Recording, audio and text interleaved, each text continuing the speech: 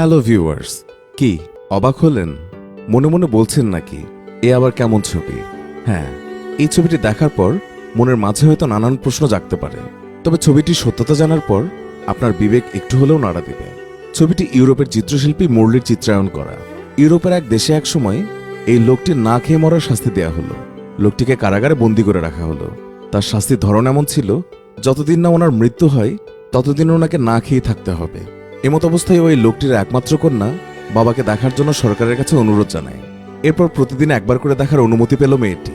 প্রতিদিন দেখা করার আগে মেয়েটিকে ভালো করে পরীক্ষা করে নেওয়া হতো, যাতে মেয়েটি বাবার কাছে কোনো প্রকার খাবার অথবা অন্য কোনো জিনিস নিয়ে প্রবেশ করতে না পারে।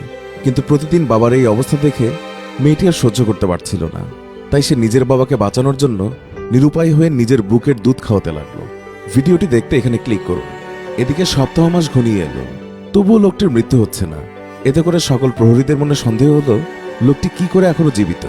তাই পরদিন এক প্রহরী মেয়েটির পিছু নেয় এবং বাবাকে নিজের দুধ খাওয়ানো অবস্থায় মেয়েটিকে ধরে ফেলে। এই বিষয়ের উপর অনেক মামলা মোকদ্দমা হয়। এমন ঘটনার খবর ছড়িয়ে পড়ে ইউরোপের প্রতিটি রাজ্য থেকে আনাচে কানাচে। বৈঠক হয় মন্ত্রী থেকে সরকার পর্যায়ে।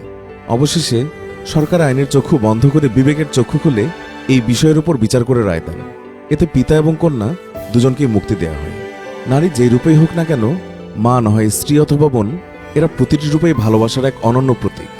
তাই নারীকে ভালোবাসুন এবং শ্রদ্ধা সহকারে তাদেরকে সম্মান করুন।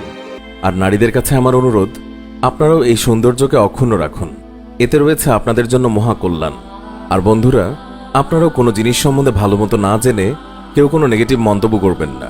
ছবি কথা না বললেও অনেক কিছুই শিক্ষণীয়। প্রিয় দর্শক, এই ছিল আমাদের আজকের ভিডিও। আশা করছি আমাদের এই ভিডিওটি আপনাদের অনেক ভালো লেগেছে। আবারও দেখা হবে নতুন কোনো ভিডিওতে। সবাই ভালো থাকুন, সুস্থ থাকুন।